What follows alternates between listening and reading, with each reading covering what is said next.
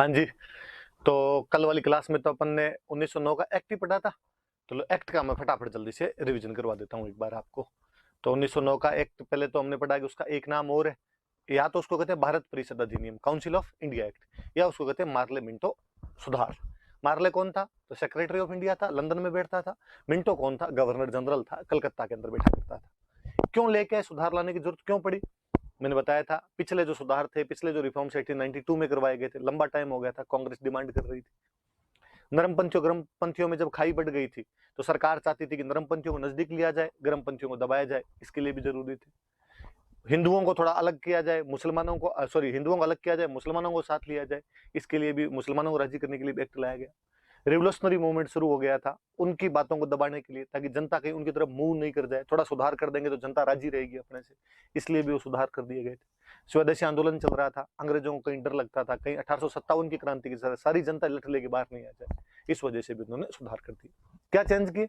का लंदन में जो काउंसिल ऑफ इंडिया होती है उसमें जो 15 मेंबर होते हैं उसमें एक इंडियन मेंबर मैंडेटरी होगा। अंग्रेजों का पहले भी तो लेते ही है, 1907 में 2 तो लिए आपके, सैयद हुसैन बिलग्रामी और केजी गुप्ता। हमने कहा ना वैसा अब जरूरी है, पहले तुम्हारी मर्जी थी, लेते तो लेते, नहीं लेते तो नहीं लेते, अब वहां पे जरूरी कर दिया गया। फिर का यहाँ पे सेंटर में जो लेजिस्लेचर होती है उसके अंदर मेंबर की संख्या बढ़ा कर दी 69 में से 9 तो कर दिए गए एग्जीक्यूटिव काउंसिल के, एक गवर्नर जनरल और 8 मंत्री बनते थे। 60 कर दिए गए एडिशनल मेंबर, अतिरिक्त सदस्य कर दिए गए। का वो जो एक गवर्नर जनरल और 8 सदस्य होंगे उनमें एक इंडियन होगा। इससे पहले कभी भी इंडियन मंत्री नहीं लिया गया था, पहली बार यहाँ पर इंडियन मंत्री दे दिया गया, और वो पहले थे अपने SP Sinha, Satyendra Nath Sinha, as a legal member appoint कर दिया गया था उनको एग्जीक्यूटिव काउंसिल के अंदर। फिर ये बापड़े जो 60 है इनको भी कोई पावर दो यार, तो कहा इनको भी पावर दे देते हैं, ये सप्लीमेंट्री क्वेश्चन पूछ सकते हैं और बजट पर डिबेट कर सकते हैं, का ये वाला भी मामला ठीक है। फिर का जो प्रांतों में लेजिस्लेचर होती है वो भी बढ़ाओ, तो का इनकी संख्या भी बढ़ा दी जाएगी।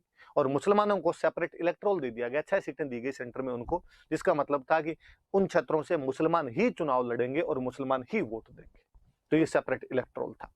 अब हम कहते हैं इसकी कमियां क्या थी? हम कहते हैं इसकी कमी सबसे बड़ी तो सेपरेट इलेक्ट्रोल, क्योंकि मुसलमानों ने कहा कि जब अलग चुनाव हो सकते हैं तो अलग देश क्यों नहीं हो सकता? कालांतर में देश में सांप्रदायिकता बढ़ी, 2 नेशन थ्योरी को कहीं ना कहीं इससे वो विश्वास मिलता है। फिर जब मुसलमानों को दिया तो सिखों और ईसाइयों ने भी कहा वैसा हमने कौन सी मोरनी की बातें मारे, हमें भी तो ये दिया जाना चाहिए। फिर आपने कहा कि जो एक्स्ट्रा मेंबर एडिशनल मेंबर है इनको सप्लीमेंट्री क्वेश्चन पूछ सकते हैं, बजट पे डिबेट कर सकते हैं, पर अब भी वापड़े न तो वो फॉरेन अफेयर्स पे बोल सकते थे, ना प्रिंसली स्टेट्स के अफेयर में बोल सकते थे वो लोग, ना वो लोग कोई ऋण ब्याज रेलवे ऐसा कोई मामला उससे संबंधित सवाल वो लोग नहीं पूछ सकते थे। तो ज्यादा अधिकार तो अब भी उनको नहीं दिए गए थे। विटो और अध्यादेश अभी भी आपके गवर्नर के और गवर्नर जनरल के पास हुआ करता था, वो जब चाहे आपकी बात को काट सकता था, आपकी बात को कैंसिल कर सकता था। तो ये कुछ चीजें थी जो कि इस एक्ट में अलग थी, मतलब कमियां थी इस एक्ट की, मैंने बताई थी वो। आप पुराने क्वेश्चन के आंसर लिखना, उसके अंदर मैंने क्वेश्चन भी बताया था, किसी एग्जाम में पूछा हुआ था, वहां से आप लिख सकते थे। मैं चेक कर लूंगा, मैंने आज देखे नहीं थोड़े, मैं चेक कर लूंगा और बता दूंगा आपने कैसा लिखा कैसा नहीं लिखा है। आज अपने वहां से आगे शुरू करते हैं, 1909 के बाद का शुरू करते हैं। आगे वाला थोड़ा सिंपल सा ही है, ठीक ठीक यूं बात है। दिल्ली में दरबार लगाया गया 1911, ये हिंदी के अंदर दरबार कहते हैं भाई, हिंदी में इन्होंने कोर्ट ही लिख दिया, अपने ध्यान रखना, अपने इसको दिल्ली दरबार कहेंगे हिंदी वाले, अंग्रेजी वालों के कोर्ट होता है। 1911 के अंदर दिल्ली दरबार लगाया गया। क्यों लगाया गया दिल्ली दरबार? क्योंकि ब्रिटेन का राजा आया था इस टाइम, मैंने एक दिन पहले ही बात बताई थी आपको, वापस बता देता हूं। ब्रिटेन का राजा आया था, राजा का नाम था जॉर्ज पंचम, वो अपने इंडिया आया था, तो उसके स्वागत में यहाँ पे दरबार लगाया गया। और उसकी रानी थी, उसका नाम था मेरी, नाम मेरी है भाई, बाकी मेरा कोई लेना देना नहीं है। आपको लगे कि सर को आज क्या हो गया, खुद की कैसे बता रहे हैं, ये रानी तो उसकी है, जॉर्ज पंचम की है, नाम उसका मेरी था। ये दोनों आए थे, तो इनके स्वागत में दिल्ली में दरबार लगाया गया। पॉइंट नोट करना, राजधानी कलकत्ता हुआ करती थी, लेकिन दरबार कहां पे लगाया जा रहा है? दिल्ली के अंदर दरबार लगाया जा रहा है। होर्डिंग सेकंड अपने यहां पर गवर्नर जनरल हुआ करता था, लॉर्ड होर्डिंग सेकंड था, वो यहाँ पे जीजी था, तो उसने कहा दिल्ली में लगाओ दरबार, तो दिल्ली में दरबार लगा दिया गया आपने। अब पंचम यहाँ पर आया, पंचम आया तो पंचम ने जनता इकट्ठी हुई उसके स्वागत में। उसी टाइम हमने गाया जनगण मन अधिनायक जया है भारत भाग्य विधाता, हे भारत के भाग्य के विधाता किंग जॉर्ज पंचम, तुम्हारी आयु लंबी हो। और हम उसके सामने बिलबिलाए, हम उसके सामने रोए, और हमने जॉर्ज पंचम को कहा, राजा कहीं का, और राजा दिलदार होता है हमेशा, बोले ब्रिटेन का और बोले अपना कोई राजा रहा हो। जॉर्ज पंचम ने पूछा कि मेरी भारतीय जनता किसी भी प्रकार का कोई दुख तो नहीं है तुम्हें, और अपने वाले फूट फूट के रोए, ढां ढां करके रोए। उसने हुआ क्या, बात तो बताओ। अपने वालों की हिचकियां ही नहीं रुके, उसने सिर पे हाथ वाथ फेरे, प्लीज बताओ क्या बात हुई। क्या हमारे बंगाल के टोटे टोटे कर दिए? किसने? वो तुम्हारे कर्जन आया था पहले, वो कर्जन हमें बांट के चला गया, बंगाल के 2 टुकड़े करके चला गया। होर्डिंग पास में ही खड़ा था, जॉर्ज पंचम ने होर्डिंग की तरफ देखा कि होर्डिंग क्या लफड़ा है। उसने कहा हाँ साहब, वो हमने ईस्टर्न बंगाल और वेस्टर्न बंगाल 2 बांट दिए। उसने कहा नहीं देखो, मेरे से जनता का रोना देखा नहीं जाता, प्लीज फेविकोल के जोड़ से उन दोनों को वापस जोड़ दिया जाए।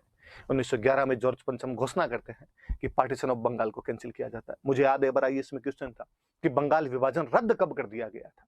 1911 जॉर्ज पंचम का जो दिल्ली कोड था उसमें उसको रद्द कर दिया गया था, याद रखना, क्योंकि अपने दिमाग में हमेशा यही रहता है कि बंगाल विभाजन हुआ कब था, 1905। रद्द वाला पढ़ते ही नहीं है अपने। और मुझे याद है उसने भी जो पहला ऑप्शन दिया था 1905 ऑप्शन के अंदर और लिख देता है, ताकि अपने रद्द पढ़े ही नहीं, 1905 लगा दे। तो हुआ था 1905 में, रद्द हुआ था 1911 में, करके गया था कर्जन, वापस जोड़ के गया था आपने तो जॉर्ज पंचम। उसने पूछा और कोई समस्या? हम थोड़े से चुप हुए, पानी वानी पिलाया उसने। हमने कहा एक समस्या और है सर। क्या समस्या बताओ? कि हमारी राजधानी बहुत दूर है। कहाँ है तुम्हारी राजधानी? हमने कहा ए ठेठ उधर बंगाल की खाड़ी के अंदर राजधानी है।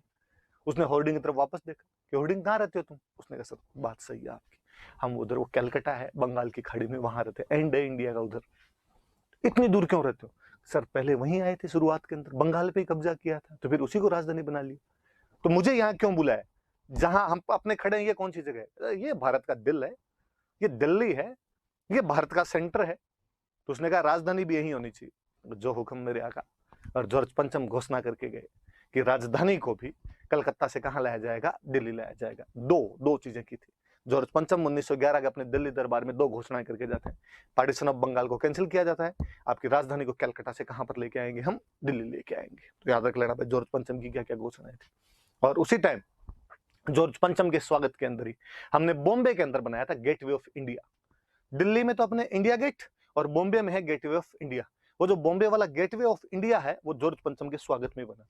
इंडिया गेट तो अपना बाद में बना था। इंडिया गेट तो जब फर्स्ट वर्ल्ड वॉर हुआ था, फर्स्ट वर्ल्ड वॉर में जब इंडियंस अंग्रेजों की तरफ से लड़ने के लिए गए थे, और वे इंडियंस जो अंग्रेजों की आर्मी में थे वहां पर शहीद हो गए थे, उन शहीदों के नाम लिखने के लिए, उन शहीदों के सम्मान में अंग्रेजों ने जो गेट बनाया था वो तो था इंडिया गेट। और बॉम्बे में जॉर्ज पंचम के स्वागत में जो बनाया गया था वो था गेटवे ऑफ इंडिया। तो आजादी से पहले तक अंग्रेजों की तरफ से लड़ते हुए जो भी भारतीय शहीद होते थे उनके नाम तो इंडिया गेट पे लिखे हुए। और आजादी के बाद हमने दिल्ली में अलग एक बना ली, अमर जवान ज्योति। और वहां अमर जवान ज्योति पे बाद में अपने जो भी युद्ध हुए, आतंकवाद में कहीं भी कोई जवान शहीद हुआ तो उनके नाम अपने वहां पर लिख दिए गए थे। तो दिल्ली दरबार याद रख लेना भाई, क्या क्या बातें हुई थी बता देता हूं।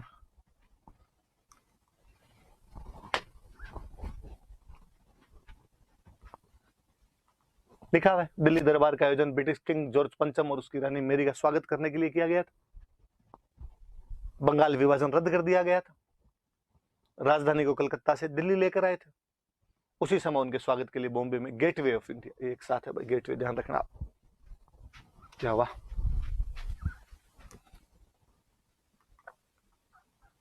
वापस शुरू से शुरू हो जाएगा। लो अपने साथ पढ़ लेते हैं एक साथ ये चीज। तो ये आपका गेटवे ऑफ इंडिया, ध्यान रख लेना, एक साथ है। गेटवे ऑफ इंडिया बनाया गया था इसी टाइम आपका बॉम्बे के अंदर। तो 2-3 बातें हैं, सारी बात याद रख लेना जॉर्ज पंचम का। और इसी टाइम 1911 के अंदर वो रविंद्रनाथ टैगोर राष्ट्रगान गाते हैं। तो बाद में जब 1911 में कांग्रेस का अधिवेशन होता है, कलकत्ता का अधिवेशन था, बिशन नारायण सर अध्यक्ष थे, उसमें वापस जनगण मन हमने गाया था। तो याद रह जाएगी, कोरिलेट होगी चीजें आपके, इसलिए वो अधिवेशन थोड़े पहले पढ़ लेते हैं तो चीजों में थोड़ा मजा आता है, बाद में थोड़ी थोड़ी अपने को बातें पता होती है। अब होर्डिंग को कह गया कि भाई राजधानी चेंज कर लेना फटाफट। उसने कहा साहब थोड़ा टाइम तो दो, ऐसे यूं कोई चटमंगनी पट ब्याह थोड़ी हो, जाएंगे वापस सामान वान पैक करेंगे इधर लेके आएंगे। कोई स्टूडेंट रूम चेंज करता है सर, उसमें 2-3 दिन लग जाते हैं। पूरी राजधानी चेंज करके लानी है साहब, कलकत्ता से दिल्ली आना है, थोड़ा टाइम लगेगा। उसने कहा जल्दी से जल्दी जितना हो सके। कहा साहब ठीक है। राजा की बात मानी गई। 1 साल के अंदर अंदर कह दिया गया कि राजधानी को कलकत्ता से पूरी कहां पे ले जाएंगे? दिल्ली। 1 साल में अंग्रेजों ने दिल्ली के अंदर भवन बनाए, नई नई बिल्डिंग्स बनाई। गवर्नर जनरल कहाँ रहेगा, बाकी अफसर कहाँ रहेंगे, वो जो भवन बनाए गए थे, वो जो बिल्डिंग्स बनाई गई थी, वो जो एक दिल्ली क्रिएट की गई थी, उसका हमने नाम किया बाद में नई दिल्ली। कि साहब अंग्रेज ने जो दिल्ली बसाई थी वो बाद में नई दिल्ली थी। लुटियन नाम का आर्किटेक्चर था जिसने इसका मैप वगैरह बनाया था, जो इसका आर्किटेक्ट था, जो इसका डिजाइनर था नई दिल्ली का, लुटियन था। इसलिए अक्सर आप नई दिल्ली के लिए एक शब्द सुनते हैं, लुटियंस दिल्ली, कि जो भी मंत्री रहते हैं, बड़े बड़े आईएएस रहते हैं, वो किस जगह रहते हैं, तो लुटियंस दिल्ली के अंदर रहते हैं। फिर अक्सर जो समाजवादी टाइप के लोग होते हैं, ये लुटियंस दिल्ली वाले भारत को लूट रहे हैं, ये जो मंत्री और आईएएस है ये जनता का शोषण करते हैं। तो वो बेचारा लुटियन जो था वो आर्किटेक्चर था, याद रख लेना आपने। 1912 में राजधानी को यहाँ पर चेंज कर लिया था।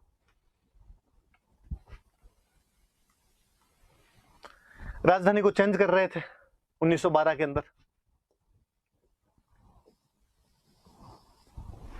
जब राजधानी को चेंज करने की बात की जा रही थी 1912 में, लॉर्ड हॉर्डिंग गवर्नर जनरल, तो जब दिल्ली आए तो लॉर्ड हॉर्डिंग ने कहा भाई रुक जाओ, दिल्ली के बाहर रोक लो एक बार गाड़ियां। क्यों सर? अब आगे यार मैं रथ वथ में बैठकर वैसे जाऊंगा जैसे राजा राजधानी में प्रवेश करता है। अब राजा मैं हूं, भारत का गवर्नर जनरल हूं, मैं सब कुछ मैं संभालता हूं। मैं जाऊंगा रथ में, बग्घी में, और रथ में बैठ के एकदम लॉर्ड हॉर्डिंग ने दिल्ली के अंदर प्रवेश किया। और दिल्ली की जनता क्या राजी, जगह जगह लोग फूल मालाएं लेके खड़े, फूल हाथों में लिए हुए खड़े, बाहरों फूल बरसाओ मेरा महबूब आया टाइप की फीलिंग ले सारे लोग। गवर्नर जनरल सबकी तरफ हाथ हिलाता हुआ जाए। चांदनी चौक दिल्ली के अंदर एक जगह पड़ती है, चांदनी चौक नाम की। शाहजहां की जो बेटी थी जहांआरा, उसने चांदनी चौक की कभी डिजाइन बनाई थी। चांदनी चौक के अंदर अपने कुछ क्रांतिकारी थे और उन्होंने कहा कि हम भी फूल फेंकेंगे, हम भी स्वागत करेंगे। आप इतनी भीड़ खड़ी थी, तुम खड़े हो जाओ। वो जो क्रांतिकारी थे, उनका जो नेता था उसका नाम था रास बिहारी बोस। याद रखना, घोष नहीं है, रास बिहारी घोष वो है जो सूरत वाले अधिवेशन में कांग्रेस का अध्यक्ष था। वो नरमपंथी नेता है, मॉडरेट है, ये एक रिवोल्यूशनरी है, ये एक क्रांतिकारी है रास बिहारी बोस। आगे आजाद हिंद फौज में हम वापस नाम पढ़ेंगे इस बंदे का। तो रास बिहारी बोस वहां पर खड़े थे, अपने साथ में 5-6 अपने साथियों को और लिए हुए, अपने भी भाई साहब यहाँ पे फूल फेंकने। 23 दिसंबर 1912 का दिन था। जैसे चांदनी चौक के पास में रथ आया, बग्घी आई, रास बिहारी बोस और उसके साथ वाले तैयार खड़े थे, फूल फेंके उन्होंने, पर फूल बने अंगारे। बम था उनके हाथ में, बम फेंक दिया उन्होंने। पर भाई रे भगवान जाने क्या था, इंडियंस का निशाना हमेशा चूक ही जाया करता था। हम हमेशा एग्जैक्टली कभी मार ही नहीं पाए बंदे को। होर्डिंग के तो लगा नहीं, आगे जो बैठा था, ड्राइवर बैठा था, जो खींच रहा था, रथ को चला रहा था, उसके बेचारे को लगा, वो देश के काम आ गया। रास बिहारी बोस ने पहले से चप्पलें हाथ में ले रखी थी, रास बिहारी बोस ने वहां से भाग गए सारे के सारे। लेकिन कुछ लोग पकड़े गए बाद में उस केस के अंदर। 4 बंदे पकड़े गए थे, जिन 4 बंदों को बाद में सजा हो गई थी, फांसी लगाई गई थी अंग्रेजों द्वारा। दिल्ली में घुसते समय बम फेंका गया था, इसलिए उस मुकदमे का नाम है दिल्ली षड्यंत्र मुकदमा। 1912 के अंदर हुआ था। अब पूछे कोई कि दिल्ली षड्यंत्र मुकदमा क्यों हुआ था, तो गवर्नर जनरल लॉर्ड हॉर्डिंग पे रास बिहारी बोस के नेतृत्व में क्रांतिकारियों ने बम फेंक दिया था, इस वजह से हुआ था। उस समय लॉर्ड हॉर्डिंग दिल्ली क्यों आ रहा था, क्योंकि राजधानी को कलकत्ता से दिल्ली चेंज किया जा रहा था। सारी बातें याद रखना भाई। आगे बढ़ते हैं।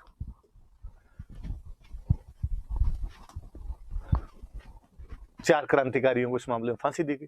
वो 4 क्रांतिकारी कौन कौन थे? अमीर चंद नाम है, अमीर चंद लिख लिया, थोड़ा सा याद रखना।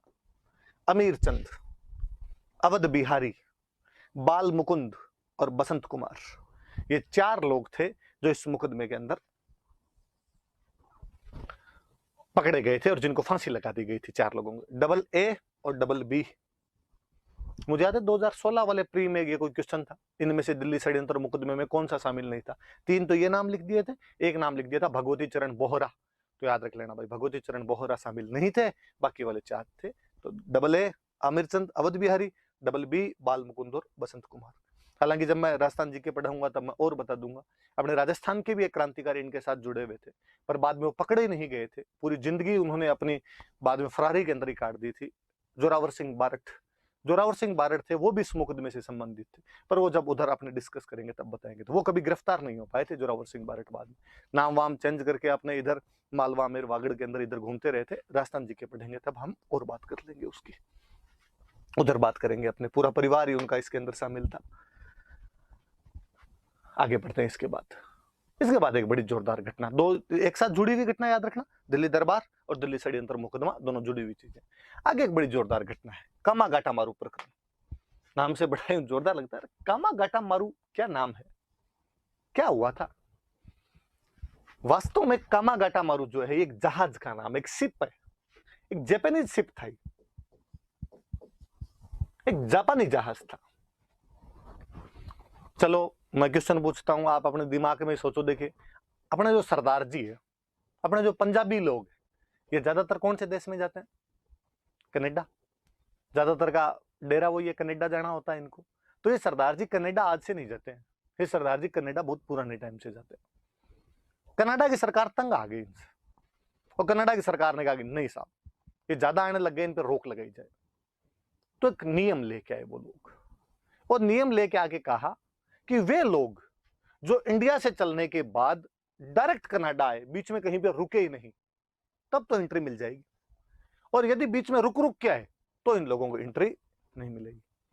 अब उस टाइम जो भी अपने नौ परिवहन हुआ करता था, जो भी जहाजों से जाने का अपना तरीका हुआ करता था, उसमें बीच में रुकना ही पड़ता था। इतने बड़े जहाज ही नहीं थे कि बिना फ्यूल डलवाए और डायरेक्ट वहां पर पहुंचाए, तो रुकना पड़ता ही था आपको।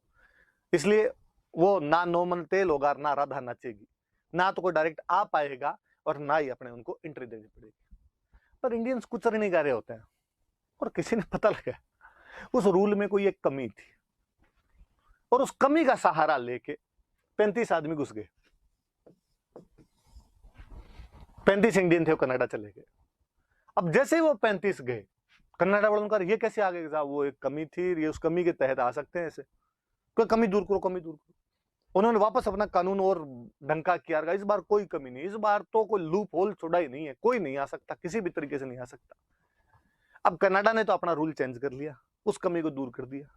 अपने सरदार जी को पता नहीं चला कि साहब कमी दूर हो गई, वहां पर अब परमिशन नहीं मिलेगी, वहां पर अब एंट्री नहीं मिलेगी। अपने यहाँ पे सिंगापुर में एक सरदार जी रहते थे, गुरदीत सिंह। गुरदीत सिंह नाम करके एक सरदार जी रहते थे, और उन्होंने सोचा कि रुपए कमाने का अच्छा तरीका है, नई नई परमिशन मिली है, अब लोग वापस जाने शुरू हुए हैं, क्यों ना मैं एक जहाज किराए पे लूं और जनता को यहां से बिठा के कनाडा लेके जाऊं। कनाडा जाने के लिए लोग मरा करते थे, और मेरे थोड़ी कमाई हो जाएगी। गुरदीत सिंह सिंगापुर में रहते थे, इन्होंने वहां पर एक जहाज किराए पे लिया, रेंट पे लिया। उस जहाज का नाम था कामागाटामारू। कामागाटामारू नाम का एक जहाज किराए पे लिया, हांगकांग लेके आए उस जहाज को। अब इस पूरे साउथ ईस्ट एशिया जो भी अपना है, इसमें इस पूरे बेल्ट के अंदर अपने इंडियंस खूब सारे रहते थे कि या तो जाओ कनाडा, कनाडा का वीजा नहीं मिले, इधर इंडोनेशिया, मलेशिया, थाईलैंड, ये तो अपना ही है, सिंगापुर, जापान, चाइना, इस वाले बेल्ट में खूब रहते थे, ताइवान तक। तो कहा इधर वालों को उसने मैसेज किया, वो हांगकांग गया, जहाज को उसने हांगकांग लगाया, और उसने कहा अपने वैंकूवर चलेंगे। कनाडा का एक शहर है वैंकूवर, और कहा अपने वैंकूवर चला जाए। उसने हांगकांग बंदरगाह के ऊपर जहाज लगाया, आवाज लगानी शुरू की कि वैंकूवर वैंकूवर वैंकूवर वैंकूवर, सस्ता किराया, पहले आओ पहले पाओ। और सरदार जी भर भर के 376 इकट्ठे हो गए। उसने कहा ये ठीक है, उसने यहां से जहाज रवाना किया, 376 यात्रियों को लेकर वैंकूवर जा रहे हैं वो लोग। गुरदीत सिंह उनका लीडर है। जैसे कनाडा के वैंकूवर तट पर पहुंचे, इससे पहले कनाडा वालों को न्यूज मिल गई कि इस प्रकार से लोग आ रहे हैं, और उन्होंने कहा ना क्यों आ रहे हैं, हम आने नहीं देंगे, हमने हमारा रूल चेंज कर दिया। हमारा रूल कहता है इंडिया से जो चले और कनाडा के अंदर सीधा आए तो आने दो, बीच में रुकेगा तो नहीं आने देंगे। ये बीच में रुक रुक के जा रहे थे। जैसे वहां पहुंचे, आगे उनकी नेवी पुलिस तैयार खड़ी थी। वापस अपने वापस नहीं जाएंगे, एक बार आए अब तो हम अंदर ही जाएंगे। कनाडा वालों का यार कोई नाथी का बाड़ा थोड़ी, तो जिसकी मर्जी हो वो हमारे देश के अंदर घुस जाए, नहीं आने देंगे तो हम तो नहीं आने देंगे। तो वे इंडियंस जो पहले से कनाडा में रहते थे, उनको पता चला भाइयों भाइयों का प्यार जगा। जो कैनेडियन इंडियंस थे, जो कनाडा में रहने वाले इंडियंस थे, उन्होंने विरोध किया, कैसे नहीं आने दोगे, हमारे भाई आए हैं तो कनाडा में आएंगे। कनाडा वालों ने कहा चुपचाप बैठ जाओ, वरना तुमको और फेंकेंगे इनके साथ में। तुमको आने दिया इसका मतलब यह है कि हमारे देश के अंदर आगे इस प्रकार का कुछ भी माहौल फैलाओ, नहीं आने देंगे तो नहीं आने देंगे। तो हमारे जो इंडियंस अंदर रहते थे, उन्होंने आंदोलन किया, उन्होंने बाकायदा कमेटी बनाई कि तट पे जो लोग बैठे हुए हैं, शोर पर जो लोग बैठे हुए हैं, उनकी हम सहायता करेंगे। इसलिए समिति का नाम रखा गया तटीय समिति, शोर कमेटी। तटीय समिति बनाई गई, शोर कमेटी बनाई गई। कि तट पे जो लोग बैठे हैं उनकी हम सहायता करेंगे। कमेटी बना के उन्होंने कहा कि साहब इनको अंदर आने दिया जाए, तो कनाडा गवर्नमेंट नहीं मानी तो नहीं मानी। ये सूचना अमेरिका पहुंची, तो अमेरिका में जो इंडियंस रहते थे उन्होंने भी आंदोलन किया कि नहीं कनाडा वालों तुम हमारे भाइयों को अंदर आने दो। कनाडा वालों ने कहा है चाय से ज्यादा केतली गर्म है, तुम्हें क्या लेना देना है, तुम अमेरिका में रहने वाले हो, हमारे देश की पॉलिसी किसको आने देंगे किसको नहीं आने देंगे हम जाने, हमारा काम जाने। पर हमने वहां पर आंदोलन चलाया था, पर भाई साहब कितना भी बड़ा आंदोलन चलाया, कनाडा गवर्नमेंट नहीं मानी तो नहीं मानी, और उसने कहा वापस, और हमारे जहाज को वापस भेज दिया।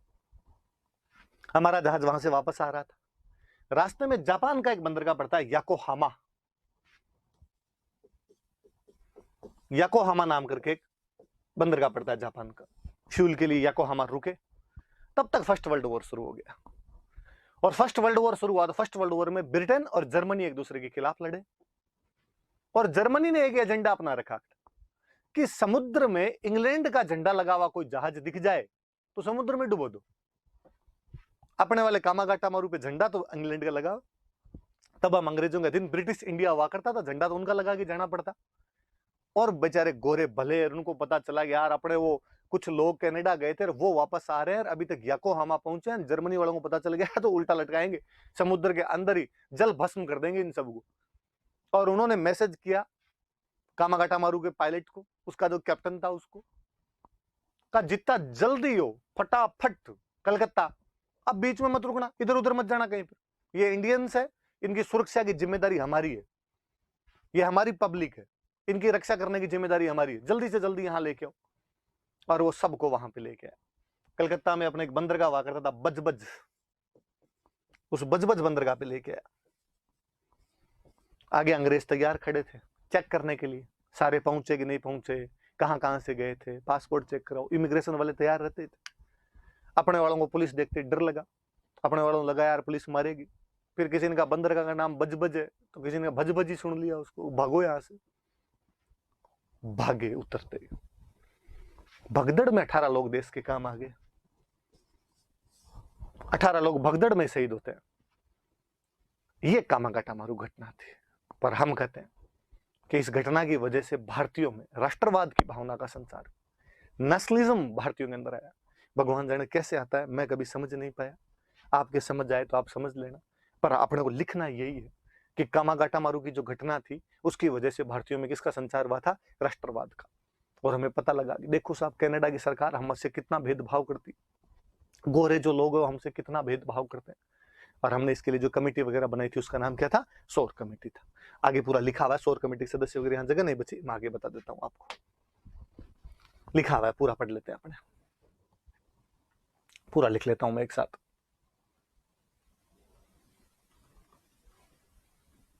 अब पढ़ाता हूं, देखो मैंने बताया आपको कामागाटा मारू एक जापानीज शिप था, गुरदीत सिंह नाम का भारतीय जो कि सिंगापुर में रहता था, 376 यात्रियों को लेके हांगकांग से कनाडा के वैंकूवर बंदरगाह के लिए रवाना हुआ। कनाडा की सरकार ने इनकी एंट्री को बैन कर दिया।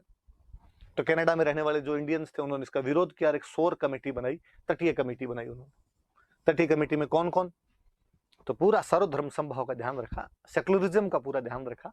साहब एक हिंदू, एक मुसलमान, एक सिख, सोहनलाल पाठक, रहीम हुसैन और बलवंत सिंह नाम करके 3 आदमी थे जो इस सौर कमेटी के सदस्य थे। ये याद रख लेना भाई, हिंदू मुस्लिम सिख याद रह जाएंगे अब आपके। हिंदू सोहनलाल पाठक, मुस्लिम रहीम चाचा, सरदार जी, बलवंत सिंह।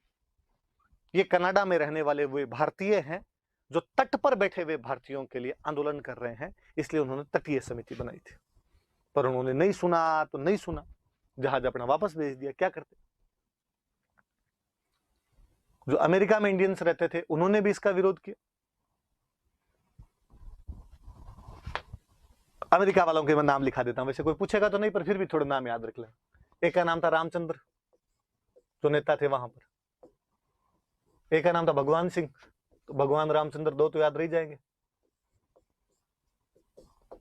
उधर सोहन लाल पाठक है, इधर सोहन सिंह है।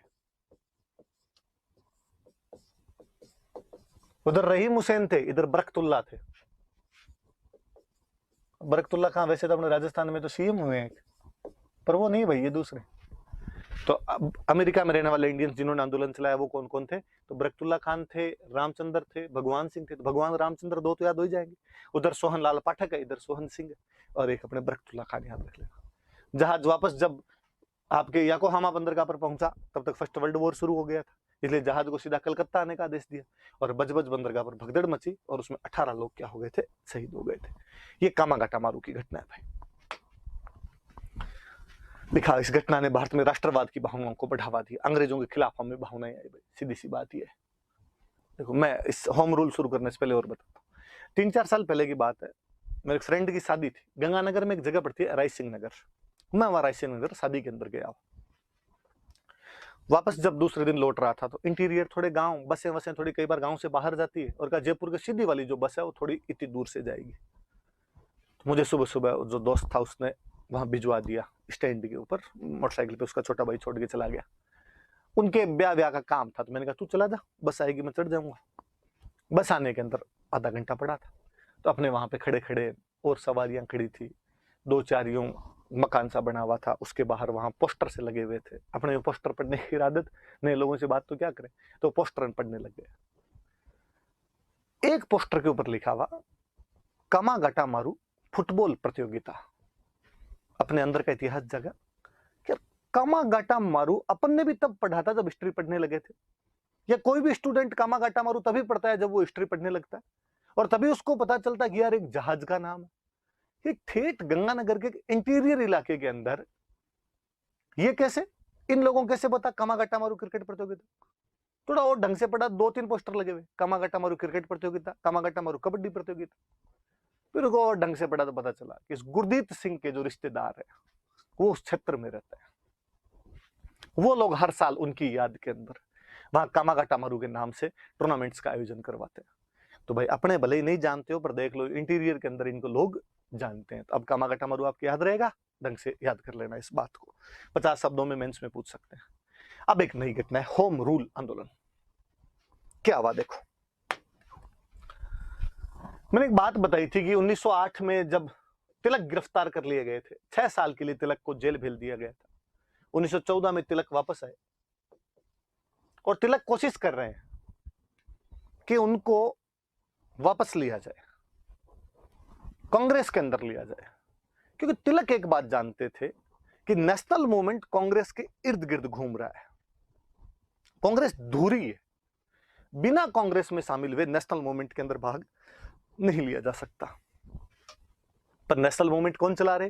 कांग्रेस के मॉडरेट नरमपंथी धड़ा, और उन्होंने कहा नहीं भाई इसको नहीं लेना रहे, ये मोटा खराब आदमी, लठ पड़वा देता है, उग्रवादी टाइप की बातें करता है।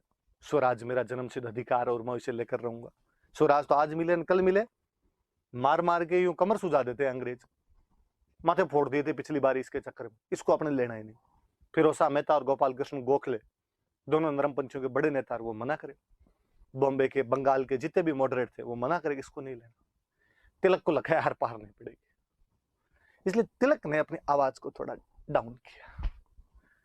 तिलक ने स्वराज की जगह पर नया शब्द यूज में लेना शुरू किया, स्वशासन, होम रूल। तिलक ने कहा इसमें कोई चिंता नहीं है, अंग्रेज राज करो, भले लोग हैं अंग्रेज, मैंने कब कहा अंग्रेज बुरे हैं? लोगों का साहब 10-1 साल पहले जेल जाने से पहले आप कह रहे थे कि अंग्रेज बहुत बुरे, तो ना ना, तो गलती से कभी निकल गया तो पता नहीं, बाकी अंग्रेज बहुत भले। मैं तो ये चाहता हूं कि अंग्रेज हमारे देश में सुधार करे, राज इनका रहे भले, पर अंदर चुनाव करवाए, चुनाव में हमारी जनता भाग ले, हमारे लोग खड़े रहें, चुनाव के अंदर खड़े हों, हमारे लोग कानून बनाए, फाइनल इनका चलता रहे, लेकिन अंदर अंदर की व्यवस्था में हमारा सहयोग हो, हमारा खुद का शासन हो। तिलक अब ऐसी बात करनी शुरू कर देते हैं। तिलक और थोड़े से आगे बढ़ते हैं, और तिलक कहते हैं कि साहब जब बेटा इतना बड़ा हो जाता है कि पिता के जूते में उसका पैर आने लग जाए, तो पिता को बात समझनी चाहिए और बेटे को सारे राइट्स दे दिए जाने चाहिए। लोगों ने सर समझ में नहीं है, पिता और बेटा कौन है यहाँ पे? तिलक धीरे से बोले बेटे तो अपने, बाप अंग्रेज है। मैं अंग्रेजों को कहना चाहता हूं कि थोड़े थोड़े राइट्स आप देने शुरू कर दो। ऐसी ही बातें उस टाइम एक महिला और कर रही थी, एनी बिसेंट। ये सेम की सेम बातें वो महिला कर रही थी। कभी थियोसॉफिकल सोसाइटी की एक सदस्य के रूप में वो भारत आई थी, आयरलैंड की एक महिला थी, वो ये सेम बातें कर रही थी कांग्रेस में। वो दो बातें कर रही थी, एक तो कर रही थी तिलक को अंदर लो, क्योंकि तिलक की उसकी बातें मिल रही है कहीं ना कहीं। दूसरा वो कह रही थी कि स्वशासन के लिए आंदोलन चलाया जाए, लेकिन फिरोजा मेहता और गोपाल कृष्ण गोखले की आगे चल नहीं रही थी, इसलिए बेचारी के सारे प्रस्ताव फेल हो रहे थे। पर जब आप किसी भी चीज को दिल से चाहते हो तो पूरी कायनात आपको उसे मिलाने के लिए षड्यंत्र रचती, पूरी प्रकृति आपके साथ में मिल जाती। संयोग देखिए 1915 में नरमपंथियों के दो बड़े स्टार फिरोजा मेहता और गोपाल कृष्ण गोखले दोनों की मृत्यु हो गई। अब जब 1915 में अधिवेशन हुआ तो वापस बोली एनी बेसेंट कि देखो ढंग का लीडर भी नहीं है अपने पास में, तिलक बाहर बैठा है, अब वो वैसी बातें नहीं करता, उसको ले लिया जाए, थोड़ी एनर्जी तो आए कांग्रेस में। मरी हुई सी काम करती है कांग्रेस। और अपने एक आंदोलन चलाते हैं होम रूल, घर के अंदर तो शासन करने के अधिकार लिए जाएं। लोगों का मैम होता है कि हम तो समझते ही नहीं इसको।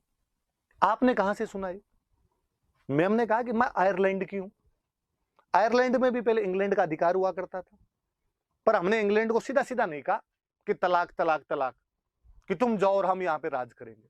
हमने कहा थोड़े राइट्स दो, अंदर का मैकेनिज्म हम संभालेंगे, बाकी वाला तुम संभालो, रक्षा विदेश ये तुम रख लो, होम अफेयर्स तो दो, हमारी स्कूलें कैसे बने हम तय करेंगे, हमारे हॉस्पिटल कैसे हो हम तय करेंगे, हमारी एजुकेशन क्या हो हम तय करेंगे, हमें चुनाव में भाग लेने का मौका दिया जाए। और हमें मिला है। जब हम आयरलैंड के अंदर ऐसा कर सकते हैं तो इंडिया में क्यों नहीं कर सकते? और सीधा गला क्यों पकड़ना, अंगुली पकड़ के पहुंचा पकड़े, धीरे धीरे धीरे धीरे आगे चलेंगे। लोगों का मैम ये वाला जोरदार है प्लान आपका। तो मैम ने कहा शुरू किया जाए, तिलक को भी शामिल कर लिया जाए। 1915 की बात है। कांग्रेस वालों का थोड़ा मैम सोचने का टाइम दो, बाद में करेंगे। मैम जोश के अंदर थे, मैम ने कहा 1 साल का टाइम है, 1 साल के अंदर यदि कांग्रेस होम रूल का मूवमेंट चलाती है वेल एंड गुड, पर यदि कांग्रेस नहीं चलाती है तो मैं चला दूंगी, मैं अकेले आंदोलन खड़ा कर दूंगी। कहा मैम पक्का, 1 साल में या तो कांग्रेस चला देगी या कांग्रेस नहीं चलाए तो आप चला देना। तो होम रूल आंदोलन स्वशासन प्राप्त करने के लिए चलाया गया था। यह आयरलैंड से प्रेरित था, क्योंकि एनी बेसेंट कहां की थी? आयरलैंड की थी। यह कोई पूछ लेगा आपसे।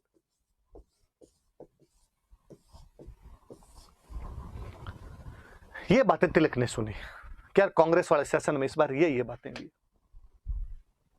तिलक एनी बेसेंट के पास गए और तिलक ने एनी बेसेंट को जाकर कहा कि मैम वो क्या इस बार क्या समझाया था आपने, थोड़ा रिपीट कर दो एक बार। मैम ने वापस कहा कि तिलक जी थोड़ा थोड़ा आपके जैसा ही है, जैसे आप भी कह रहे हो ना कि हम घर में शासन के अधिकार लेंगे, स्वशासन, एग्जैक्टली सेम मैं भी यही कह रही हूं कि घर में शासन करने के भारतीयों को अधिकार दे दिए जाए, भारतीय अपना राज खुद करे, धीरे धीरे उस स्वराज प्राप्ति के लिए जाएं, लेकिन अभी स्वशासन तो मिले, कम से कम होम रूल तो मिले, घर घर में तो रूल करने के अधिकार मिले। तिलक ने कहा मैं एकदम साथ हूं आपके, कर दो मैम, आंदोलन करो आप। तिलक के साथ आनिए बानिए रहते थे, उन्होंने नारे लगा दी, मैडम आप संघर्ष करो, हम आपके साथ हैं। मैडम ने कहा थैंक यू। वो क्या है तिलक जी, मैं कांग्रेस को प्रॉमिस करके आ गई 1 ईयर, 1 साल में आंदोलन नहीं करूंगी। यदि कांग्रेस कर देगी तो ठीक, और मुझे लगता है कांग्रेस कर देगी, कांग्रेस नहीं करेगी तो हम मिलकर आंदोलन करेंगे, मैं करूंगी आंदोलन को लीड, चिंता मत कीजिए। तिलक ने कहा मैडम आप नहीं जानते कांग्रेस वालों को कितने कमीने हैं, मैं जानता हूं, 6 साल के लिए ठुकवाया मेरे को इन्होंने अंदर, ये सब अंग्रेजों से मिले हुए नरमपंथी, और आप तो शुरू कर दो, मैं कह रहा हूं आपको। मैम ने कहा कि नहीं देखो, जबान नाम की भी कोई चीज होती है। तिलक ने कहा मैडम मैंने तो कोई जबान नहीं दी ना। ने कहा नहीं आपने तो कोई नहीं दी। तिलक ने कहा मैं करूंगा। तो आइडिया बेचारी एनी बेसेंट का शुरू कर गया अपने तिलक इस आंदोलन को। तो भारत में इसे पहले शुरू कौन कर देता है? इसे पहले शुरू तिलक कर देते हैं। तिलक ने कहा आपने करेंगे। तो 2 बातें, ये आयरलैंड से प्रेरित था,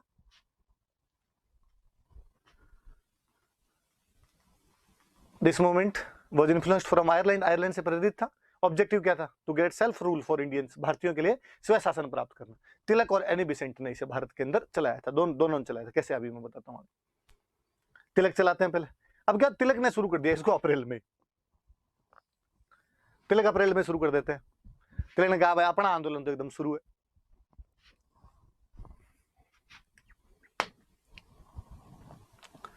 अप्रैल 1916 के अंदर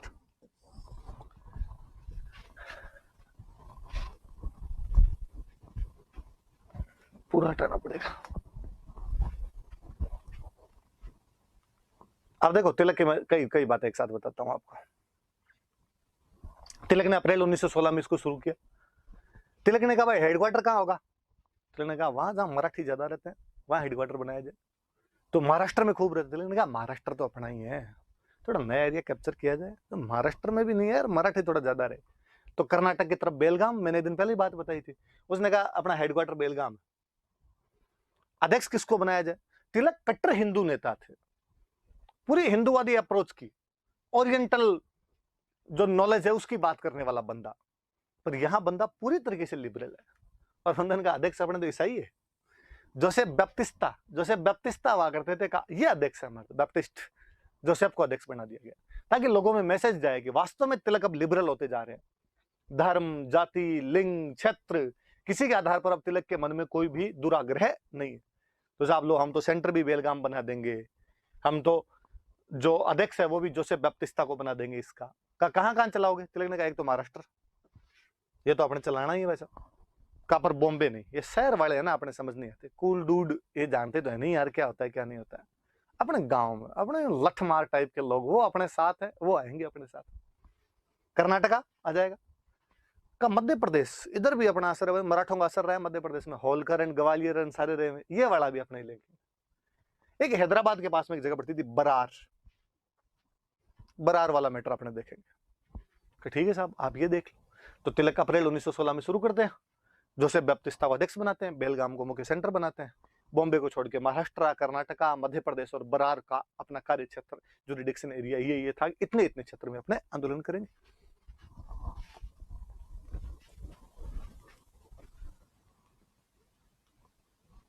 क्या डिमांड रखी तिलक ने? तिलक वो एकदम नॉर्मल वैसी बातें कर रहे हैं। तिलक ने कहा कि जो प्राइमरी एजुकेशन है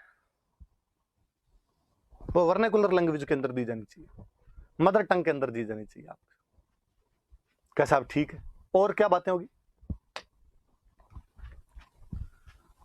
देखो दो तीन चीजें मैं एक साथ बताता हूं आपको, उतना बार बार मिटाना पड़ता है। क्या एक तो प्राइमरी एजुकेशन है उसको आप मातृभाषा में दो, वर्नाकुलर लैंग्वेज में दो। फिर तिलक ने और कहा, तिलक ने वो भाषा का जोश जगाने की लोगों में कोशिश की और कहा कि जो राज्य जितने भी बनेंगे उनका गठन भाषा के आधार पर किया जाना चाहिए। याद रखना, अपने वाद में जेवीपी कमेटी बनती है और वो कहती है भाषा के आधार पर राज्य नहीं बनाए जा सकते, लेकिन श्रीपोटी रामल्लू भूख हड़ताल करते हैं, झक मरा के जो पहला राज्य बनाना पड़ा था वो कर्नाटका को भाषा के आधार पर बनाना पड़ा था, सॉरी उसको आंध्र प्रदेश को भाषा के आधार पर बनाना पड़ गया था हमारे। तो तिलक ये बात 1916 में कह रहे हैं कि भाषा के आधार पर राज्य बनने चाहिए। मैं आगे और बताऊंगा 1920 में गांधी जी वापस कहेंगे कि भाषा के आधार पर राज्य बनने चाहिए ताकि लोगों में यूनिटी आती है इससे। फिर तिलक ने कहा कि लोकल डिमांड जो भी है उनको होम रूल से जोड़ो। हुआ क्या कि तिलक अब गांव में प्रचार करने जाते, नाम रख लिया अंग्रेजी, स्प्रिंग बोर्ड वाली सी समस्या हो गई। आज भी लोगों से स्प्रिंग बोर्ड का नाम नहीं लिया जाता। पेरेंट्स आज भी आते हैं तो कहते हैं हमारा बच्चा स्प्रिंग बर्ड में पढ़ता है, कोई कहता है स्प्रिंग फील्ड में पढ़ता है, कोई स्प्रिंग बार्ड में पढ़ता है। होम रूल भी लोग नहीं समझे। तिलक जैन तिलक के हम होम रूल चलाएंगे। लोग पूछे है क्या, बताओ तो सही। तिलक कहते हैं आपके गांव में किस बात की कमी है? तो सड़क नहीं है, बस होम रूल यही है, सड़क बनेगी आपके गांव। लोगों ने कहा फिर जोरदार। दूसरे गांव में गए, आपके किस बात की कमी है? बिजली नहीं, होम रूल यही है, अपना शासन आएगा तो अपने बिजली लाएंगे। तो लोकल डिमांड जो भी थी उनको कहीं ना कहीं होम रूल मूवमेंट के साथ जुड़ा। क्या होगा इससे क्या होगा? तो इससे हर कोई आदमी आपकी मूवमेंट से जुड़ेगा। जन भागीदारी, पब्लिक पार्टिसिपेशन बढ़ाने में आप कामयाब रहेंगे। आप मूवमेंट को मास मूवमेंट की तरफ बढ़ा पाएंगे, लोगों का जुड़ाव इससे ज्यादा कर पाएंगे। तिलक और खूब सारी चीजें समझते थे। तिलक को लगा कि जब तक किसी समाज में सोशल रिफॉर्म ना किए जाएं, तब तक पॉलिटिकली अवेयर करना लोगों को बहुत मुश्किल है। और भारत जैसे प्रांत में जहां हर बात में भेदभाव था, वो जाति का भेदभाव था, धर्म का भेदभाव था, भाषा का भेदभाव था, क्षेत्र का भेदभाव था, वहां लोगों को जोड़ने के लिए भेदभाव मिटाने जरूरी है। और तिलक ने यह काम और करना शुरू किया। उन्होंने अब छुआछूत के खिलाफ बोलना शुरू किया। और तिलक कहते हैं कि यदि भगवान भी छुआछूत करता है तो मैं इसे भगवान को भी स्वीकार नहीं करता। कहते हैं एक बार महाराष्ट्र में कुछ नॉन ब्राह्मण्स थे, दलित थे, बैकवर्ड थे, उन्होंने जाके ज्ञापन दिया सरकार को कि हमें भी सरकारी नौकरियों में भाग दिया जाए, नौकरियां सारी बामण खा जाते हैं हमारी। ब्राह्मणों ने तिलक को कहा कि लो, तुम कहते हो इनको जोड़ लो, इनको जोड़ लो, ये यार हर बात पे अपना विरोध करते हैं जाके। तिलक ने कहा कोई बात नहीं, इनमें अशिक्षा है, अभी तक पढ़े लिखे लोग नहीं है, इस बात को समझ नहीं पा रहे हैं। शिक्षा आएगी तो ये भी इस बात को समझेंगे कि सरकारी नौकरियां उन्हीं को मिलेगी जिनके पास एजुकेशन है। अभी चूंकि एजुकेशन ज्यादा ब्राह्मणों के पास है, इसलिए सरकारी नौकरियां भी उनको मिलेगी। तो एक बार यदि ऐसी मांग भी करते हैं तो इनका विरोध नहीं किया जाए। आप प्लीज बढ़ा दिल रखिए, धीरे धीरे हम हमारे भाइयों को हमारे साथ मिलाने में कामयाब रहेंगे। क्रिएटिव प्रोग्राम्स चला दिए थे तिलक ने। आगे चलकर हम पढ़ेंगे कि कभी ये प्रोग्राम आगे गांधी जी ने चलाए थे, लेकिन यहां पर तिलक शुरू कर देते हैं हिंदू मुस्लिम यूनिटी की बात। मतलब तिलक ने इवन यहां तक कि एक बार किसी एक सभा में तिलक बोले थे कि किसी ने पूछा कि साहब ये जो होम रूल मिलेगा ये किसको मिलेगा, सरकार में कौन होगा? तिलक ने क्या फर्क पड़ता है, हिंदुओं को मिलता है तो भी अच्छा, मुसलमानों को मिलता है तो भी अच्छा, अपर क्लास को मिलता है तो भी अच्छा, बैकवर्ड क्लास को मिलता है तो भी अच्छा, राजपूतों को मिले तो अच्छा, मराठों को मिले तो अच्छा, हमारे देश के लोगों को मिलना चाहिए। कहते हैं जब गोपाल कृष्ण गोखले जब मृत्यु हुई थी तो उनकी याद में श्रद्धांजलि सभा आयोजित की गई थी। बीबी अलूर नाम करके एक व्यक्ति हुआ करते थे, और वो खड़े हुए श्रद्धांजलि सभा में बोलने के लिए। कर्नाटक आ गए थे, हिंदी में बोलने लगे, हिंदी टूटी फूटी आती थी, अच्छी आती नहीं थी। तिलक ने उनको कहा कि नहीं, कन्नड़ में बोलिए, कन्नड़ के लोगों का प्रतिनिधित्व कीजिए। मतलब तिलक अपनी जितनी भी संकीर्णताएं हो सकती है उन सबको छोड़ रहे थे। वो धार्मिक हो सकती थी, वो भाषाई हो सकती थी, वो जातीय हो सकती थी, पर तिलक ने इन सब को छोड़ के लोगों को एक जगह लाने का प्रयास कर रहे थे। इसलिए वो लोकल डिमांड्स को होम रूल मूवमेंट से जोड़ रहे थे, वो क्रिएटिव प्रोग्राम चला रहे थे, वो भाषा के आधार पर राज्यों की मांग कर रहे थे, वो वर्नाकुलर लैंग्वेज में प्राथमिक शिक्षा की बात कर रहे थे कि जब प्राथमिक शिक्षा आपकी खुद की भाषा के अंदर होगी तो लोग ज्यादा जुड़ेंगे, वरना जब दूसरी भाषा के अंदर होती है तो बच्चा पकड़ ही नहीं पाता उसको। घर पे बच्चा 5 साल का होता है तब तक मम्मी कहती है ओ सुशियो है, ओ सुशियो है, ओ सुशियो है। स्कूल गया और मैडम ने कहा कि ख से खरगोश, बच्चा खड़ा ही हो गया, बच्चा ना मैडम ओ सुशियो है। मैडम खूब समझा समझा के नहीं इसको खरगोश कहते हैं, बच्चा कहे कि नहीं मम्मी ने कहा सुशिया है। मैडम कहे कि रेड से चूहा होता है, बच्चा ऊंदरो है, ऊंदरो। कैसे समझाया जाए बिना वर्नाकुलर लैंग्वेज के? तिलक इन सब चीजों को समझ रहे थे। एजुकेशन के लिए सब चीजें जरूरी थी। न्यू इकोनॉमिक एजुकेशन पॉलिसी के अंदर ये किया गया कि आपकी जो प्राथमिक शिक्षा है उसमें कहीं ना कहीं इन चीजों का प्रतिनिधित्व बढ़े, इन चीजों का रिप्रेजेंटेशन जो है वो बढ़े, ताकि लोग शिक्षा को इजीली ग्रेप्स कर पाए, ताकि लोग शिक्षा को आसानी से पढ़ पाए, उसके साथ जुड़ पाए, कनेक्ट हो पाए उसके साथ में। तो तिलक ये बातें 1916 में कर रहे थे, बड़ी जोरदार चीजें हैं।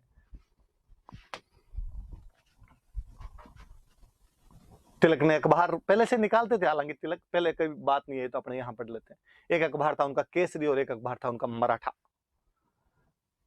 एक निकलता है मराठी भाषा में, एक निकलता है इंग्लिश में। याद रखने वाला सा ये कर लेना कि जो मराठा है वो मराठी में नहीं है, मराठा अंग्रेजी में। इंग्लिश में नाम थोड़ा अच्छा लगता है, मराठा तो इंग्लिश में थोड़ा अच्छा लगता है। केसरी मराठी लेडीज से नाम है तो इसमें कर दो, रे एक में कर दो। केसरी डेली निकालते थे क्योंकि महाराष्ट्र में लोग तो डेली पढ़ेंगे इसको, तो कहा भाई केसरी तो अपने डेली निकाला जाए। और वो इंग्लिश इंग्लिश वालों के लिए इतनी कोई जरूरी नहीं है, इंग्लिश वालों के लिए अपने थोड़े थोड़े दिन में निकाल देंगे तो भी कोई बात नहीं। इंग्लिश वाला अखबार तो वैसे स्टूडेंट को ले जाके रूम पे रखना ही है, इसको कौन सा पढ़ना है अपने। द हिंदू लेके आता है थोड़े दिन में तकिया बनाता है उसको, जब इकट्ठे हो जाते हैं खूब सारे। तो तिलक देख लो इस बात को भी समझ रहे थे। उनका मराठी वाला तो डेली आना चाहिए, लोग सुबह सुबह चाय पिए तो चस्के ले लेके पिए, अखबार के अंदर खबरें आनी चाहिए ऐसी कि अपने क्या कर रहे हैं क्या नहीं कर रहे हैं। तो केसरी तो आता था डेली और मराठा आता था आपका साप्ताहिक। बुक्स तिलक की यही याद कर लेना थोड़ी। वैसे तो नरेंद्र सर एंशिएंट में और पढ़ाएंगे, पर फिर भी। तो गीता रहस्य नाम की किताब है, एक तरीके से गीता पर कमेंट्री है। एक किताब है Arctic home of the Vedas. Tilak जेल में बैठे बैठे तिलक के भगवान जाने क्या जी में आई। और आर्यंस के लिए सब लोग अलग अलग कह रहे थे। कोई कह रहा था आर्यंस मिडिल एशिया से आए, कोई कह रहा था आर्यंस तिब्बत से आए, कोई कहता नहीं सिंधु घाटी सभ्यता वाले इलाके से आए। तिलक ने कहा ना ना ना, मैंने ऋग्वेद पढ़ा है, और ऋग्वेद के अंदर लिखा हुआ कि एक लंबी घनघोर काली रात के बाद सवेरा हुआ। तो कहा साहब इसका क्या मतलब है? इसका मतलब है कि रात बहुत लंबी है, कि हाँ तो इसका मतलब है 6 महीने की रात है और 6 महीने का दिन होगा। और बताओ 6 महीने के दिन और 6 महीने की रात कहां होता है? जो ध्रुवों पे होता है। तिलक ने कहा एग्जैक्टली।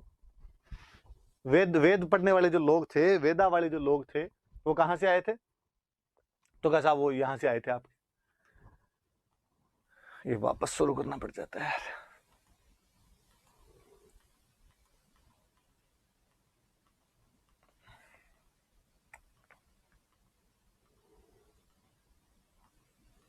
तो पढ़ लिया हमने डिमांड्स वगैरह, ये तो देख ही ले।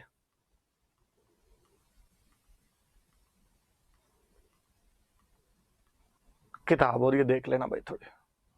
हिंदू टाइप के आदमी है तो गीता रहस्य और Arctic home of the Vedas, ये थोड़ी सी मैं आगे बताऊंगा। एक बार एक लाइन पढ़ लो केवल आप ही।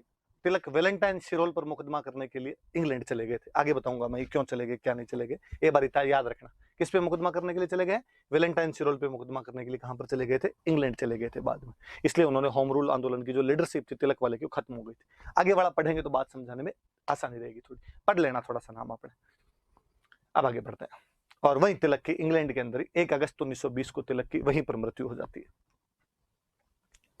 गोखले की तिलक की इनकी आपस में बनती नहीं थी। तो गोखले का एक संगठन हुआ करता था, हिंदी में तो कहते हैं भारत सेवक समाज, अंग्रेजी में कहते हैं सर्वेंट्स ऑफ इंडिया सोसाइटी।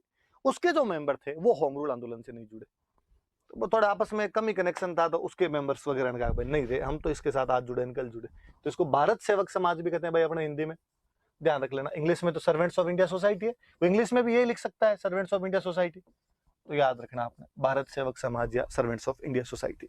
उन्होंने भाग नहीं लिया था इस आंदोलन के अंदर। बाकी लगभग भारत के संगठन थे वो इसमें शामिल हुए थे। अब एनी बेसेंट, अब तिलक ने शुरू कर दिया आपके अप्रैल के अंदर। एनी बेसेंट कांग्रेस वालों का यार मेरा आइडिया था, उसने शुरू कर दिया, आप भी शुरू करो। और कांग्रेस वाले मैम देख रहे हैं मैम, 1 साल का टाइम है, ऐसे क्या यूं जल्दी मचा रखी, कर लेंगे धीरे धीरे। और तो मैडम ने कहा अब मेरे से नहीं रहा जाता, मैं करूंगी ये आंदोलन। और फाइनली बेचारी ने सितंबर में आंदोलन शुरू कर दिया। तो तिलक शुरू कर देते हैं अप्रैल में और मैडम शुरू करती है सितंबर में। हालांकि एक सवाल ये उठता है कि फिर मैडम तिलक के साथ ही आ जाती, दोनों मिलकर आंदोलन कर लेते, दोनों को अलग अलग करने कहां आवश्यकता थी? तो विपिन चंद्रा में बकौल एनी बिसेंट एक बहुत अच्छी लाइन लिखी हुई है, जिसमें एनी बिसेंट कहती है कि मेरे कुछ समर्थक तिलक को पसंद नहीं करते, तिलक के कुछ समर्थक मुझे पसंद नहीं करते। हालांकि हम दोनों एक दूसरे को, मतलब हमारी तो आपस में कोई तनातनी नहीं है, पर चूंकि समर्थक आपस में एक दूसरे के नहीं बनते, कहीं लड़ाई करेंगे। इससे अच्छा है भाई तुम्हारा घर अलग हमारा घर अलग, और बांट लो भाई पूरा पूरा। तिलक कहां कहां चला रहे हैं? कहा महाराष्ट्र में बॉम्बे को छोड़ के, कर्नाटका में हैदराबाद के पास बरार में, और मध्य प्रदेश में। कहा अब इसके अलावा जो भी ब्रिटिश इंडिया बच गया वो मैं संभालूंगी। कहा मैडम तिलक की तरफ तो देख जोसेफ बैप्टिस्ट है, आपकी तरफ कौन होगा? मैडम ने कहा मैं खुद, मैं संभालूंगी, मेरा ही तो आइडिया है, तो मैं खुद ही इसके अध्यक्ष हूँ। पर कहा मैम आप पूरा काम थोड़ी कर पाओगे, किसी बंदे को दूसरे को दे दो आप काम। तो मैम ने कहा अच्छा ये वाला आइडिया ठीक है। तो बंदा जॉर्ज अरेंडुल, जॉर्ज अरेंडुल संभाल लेगा अपने जो भी काम होगा। तो सचिव इसका जो बनाया गया था वो जॉर्ज अरेंडल का, जॉर्ज अरेंडुल को तो बड़े जोरदार व्यक्ति है। इनकी पत्नी का नाम है रुक्मणी देवी अरेंडुल। आप में से यदि किसी ने सुना हो तो भरतनाट्यम की बहुत बेहतरीन डांसर है। और ये जो पेटा नाम की जो संस्था चलती है पालतू कुत्तों के प्रति, वह जानवरों के प्रति दया दिखाने वाली जो संस्थाएं चलती है, उसकी तो भारत में फाउंडर रुक्मणी देवी अरेंडुल थी। तो वो जो रुक्मणी देवी अरेंडुल है वो अपने जॉर्ज अरेंडुल की पत्नी थी। तो याद रखना, आज घर पे आप रुक्मणी देवी अरेंडुल के बारे में और 4 बातें पढ़ना, नीचे कमेंट के अंदर बताना आपने क्या क्या बातें पढ़ी रुक्मणी देवी अरेंडुल के बारे में। ये मुख्यालय कहां बना है? तो खुद एनी बिसेंट थियोसॉफिकल सोसाइटी का अध्यक्ष हुआ करती थी, और थियोसॉफिकल सोसाइटी का हेडक्वार्टर अडियार हुआ करता था। तो मैडम ने कहा अडियार के अंदर बना लेते हैं, उसमें तो कोई दिक्कत ही नहीं। तो मैडम ने अडियार के अंदर अपना ये बना लिया भाई। तिलक वाले को छोड़ के पूरा का पूरा इंडिया ले लिया। ऐसा नेता, खूब सारे नेता जुड़े तिलक के साथ में।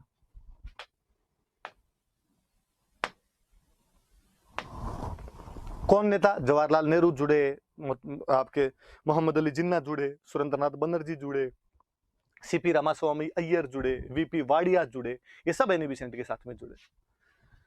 हालांकि तिलक ने कहा कि मेरे वाले होम रूल की स्पेलिंग गलत थोड़ी है, सेम है यार, पर घर को जोगी जोगणो अन गांव को सिद्ध। तिलक अपने थे तो मंगते कोई उनके साथ नहीं जुड़ा, जागे सारे के सारे एनी बेसेंट के साथ जुड़े।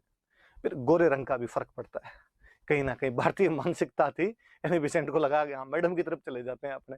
आयरलैंड से आई हुई मैडम थी तो सारे मैडम के साथ जुड़ गए थे, पर लोग किसी के साथ जुड़े पर आंदोलन चलाए इन लोगों ने, तो ध्यान रख लेना भाई कौन कौन थे। और इसमें कोई जातिगत भेदभाव नहीं है, नेहरू जी भी जुड़ रहे हैं, जिन्ना भी जुड़ रहे हैं।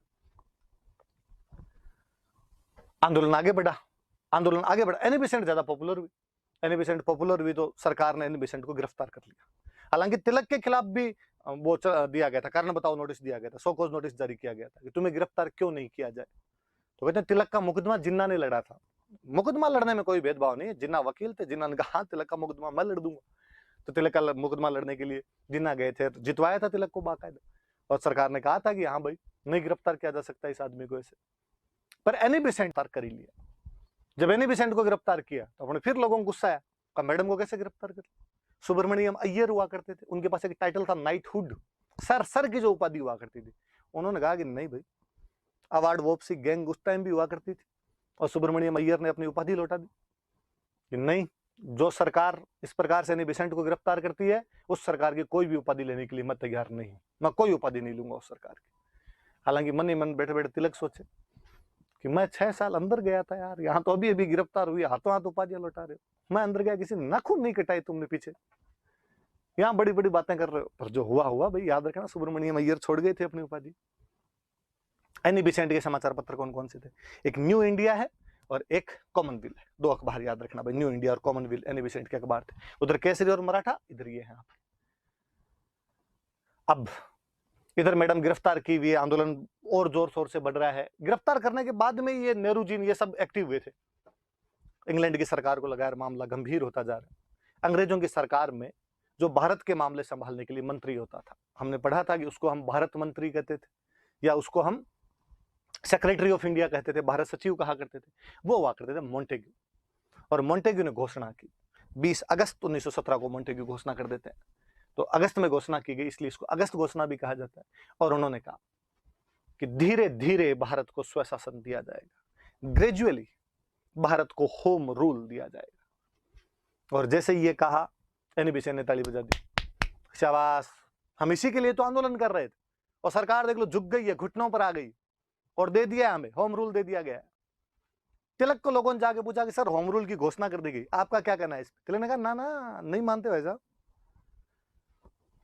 ये बिना बीन की बारात है, घोषणा करने से क्या होता है, चलते किसी की घोषणा कर देंगे तो दिया जाए तब, और जब तक नहीं देंगे ना आंदोलन ऐसे कैसे चलेगा। लोग वापस एनी बेसेंट के पास गए कि मैम, वो तिलक तो कह रहे हैं हम तो आंदोलन चलाएंगे, क्यों? तो वो कह रहे हैं अभी तक दिया थोड़ी है, घोषणा ही तो की। हमने कहा कि हाँ, पॉइंट टू बी नोटेड, ये बात सही है, दिया तो नहीं है, आंदोलन तो अपने भी चलाएंगे, आंदोलन शुरू है भाई अपना। किसी ने आगे वापस समझा, बट मैम जो डिमांड थी वो फुलफिल हो रही है ना, अभी हथेली पे सरसों थोड़ी उगती है, हाथों हाथ थोड़ी मिलता है, टाइम लगेगा, प्रोसेस लगेगा। ये तो हठ धर्मिता हुई ना, स्टबरन एटीट्यूड है कि नहीं, जब तक दोगे ही नहीं, बच्चों वाली सी बात। एनी ने कहा हाँ ये बात भी सही, ऐसे जिद नहीं करते बच्चों में, कहा चलो आंदोलन बंद है। वापस तिलक का फोन आया, मैडम क्या कर रहे हो ऐसे? कहा तिलक जी मैंने, अरे कब मैडम दिया ही नहीं अभी। एनी ने कहा आंदोलन शुरू है। एनी डफा चुक हो गई थी, समझ में नहीं आ रहा था आंदोलन चालू रखना है कि बंद करना है। चालू बंद किया तो लोगों को समझ में नहीं आया कि आंदोलन में जाना है कि नहीं जाना। फाइनली लोग आंदोलन से दूर ही हो गए, और इतने में तिलक अकेले बेचारे जोर लगा रहे थे, पर लोगों को समझ आ नहीं रहा था जाना है या नहीं जाना है। और इतने में एक बुक आई उन दिनों में, इंडियन अनरेस्ट नाम करके एक बुक आई, वैलेंटाइन सिरोल इस बुक को लिख रहे थे।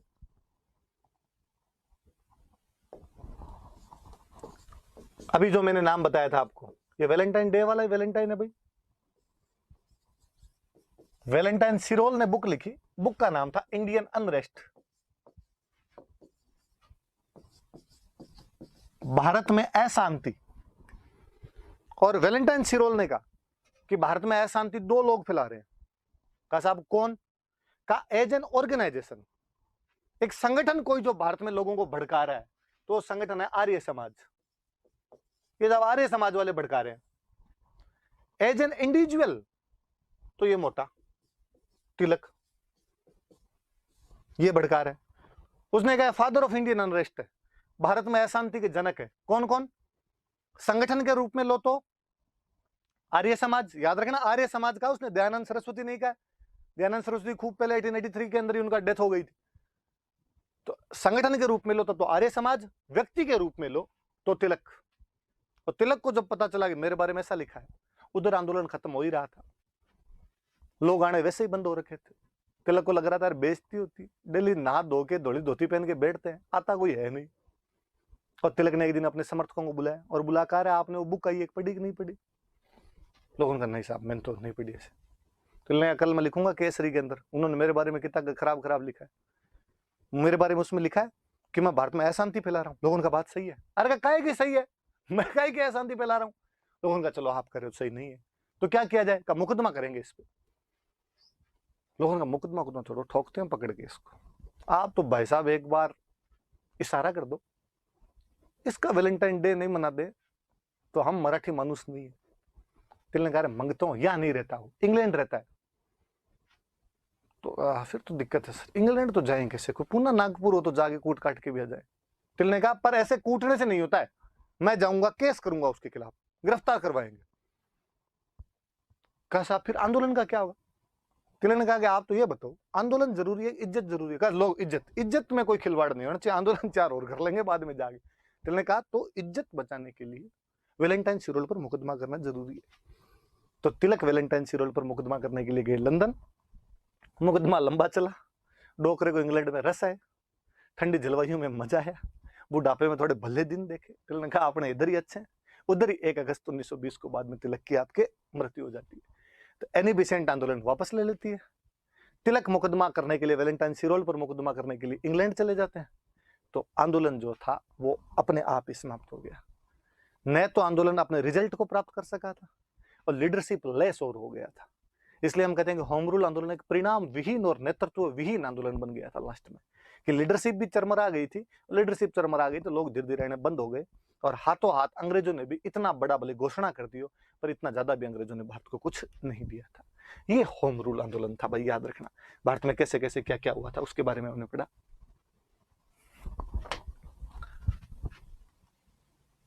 चलो इसका महत्व मैं अगली क्लास के अंदर पढ़ाऊंगा आपको, फिर ये लंबा हो जाएगा, वरना तो घंटे भर की क्लास हो गई, इतना पढ़ लेना। अगली क्लास में अपने इसका महत्व भी पढ़ेंगे, इसकी कमियां भी पढ़ेंगे, खूब सारी बातें और देख लेंगे। तब तक आप ये सब याद करना। Thank you.